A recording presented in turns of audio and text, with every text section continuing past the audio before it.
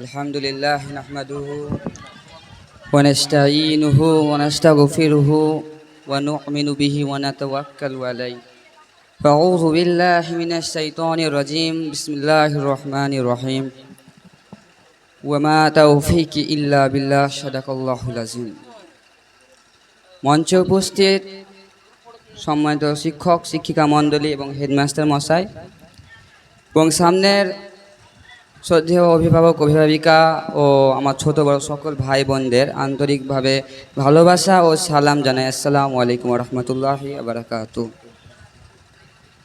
আজকে আমরা একটি বিশেষ দিন উপলক্ষে এখানে জমায়েত হয়েছি। আমাদের গ্লোবাল ইন্টারন্যাশনাল ইসলামিক স্কুলের অ্যানুয়াল কালচারাল প্রোগ্রাম অর্থাৎ বার্ষিক সাংস্কৃতিক অনুষ্ঠান। কিন্তু আমরা যদি একটু ভাবনা বা লক্ষ্য করে থাকি তো অন্যান্য কোনো প্রতিষ্ঠানে যেরকম আমরা কালচারাল প্রোগ্রাম বা সাংস্কৃতিক অনুষ্ঠান লক্ষ্য করি সেই তুলনা তাদের থেকে আমাদের গ্লোবাল ইন্টারন্যাশনাল ইসলামিক স্কুলের কালচারাল প্রোগ্রাম বা সাংস্কৃতিক অনুষ্ঠান ভিন্ন। কেন? আমরা যদি অন্যান্য সাংস্কৃতিক অনুষ্ঠান দেখতে যাই তো সেখানে নাচ গান অশ্লীলতা বেহায়াপনা লক্ষ্য করা যায়, কিন্তু আমাদের আজকের সাংস্কৃতিক অনুষ্ঠানে কোনো অশ্লীলতা না, কোনো বেহায়াপনা না, বরং আল্লাহর কালাম দিয়ে আমাদের সাংস্কৃতিক অনুষ্ঠান শুরু হয়েছে। এক কথায় আমরা ইসলামিক সংস্কৃতিকে ফলো করেছি।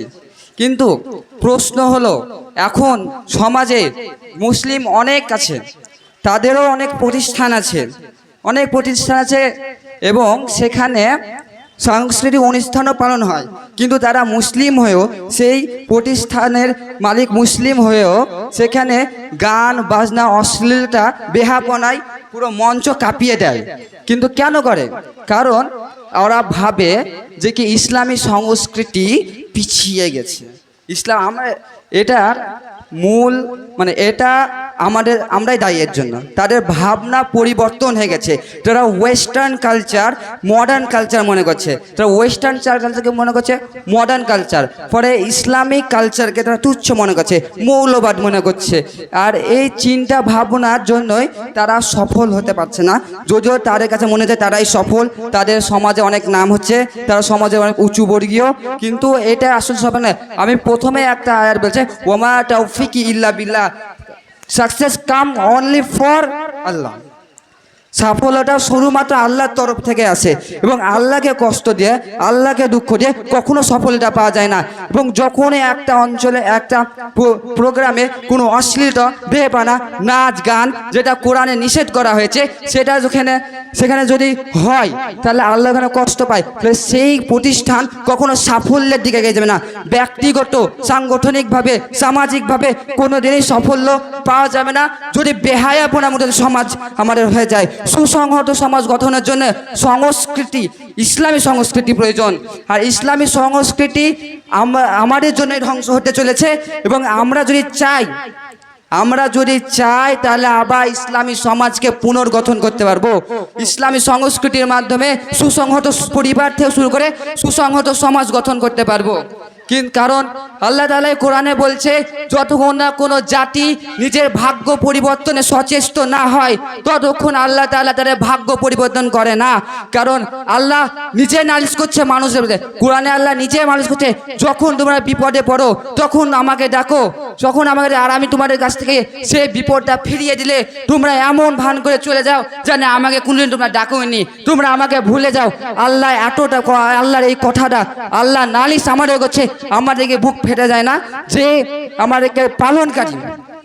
আমরা বিশ্বাস করি আল্লাহ আমাদেরকে ভালোবাসি, আমরা মুখে বিশ্বাস করছি অন্তর থেকে বিশ্বাস নাই, আমাদের ইমানের ঘাটতি আছে।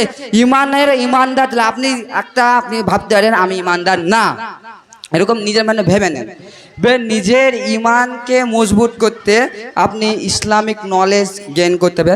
ইসলামিক নলেজ, এবার আমরা কি ইসলামিক নলেজকে তুচ্ছ মনে করে আলিফ বা তা সা জিম হা খ কোরআন রিডিং পড়ে আমার কি হবে কি হবে, ইহকালে কোনো লাভ হবে না আমরা ভাবি।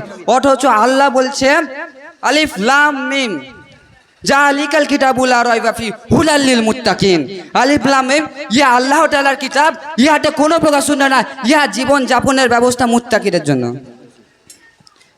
অর্থাৎ এই কোরআন হলো মুত্তাকি, মানে যারা জান্নাতে প্রবেশ করতে পারবে, যারা প্রবেশ অধিকার পাবে, তার জন্য জীবন যাপনের ব্যবস্থা।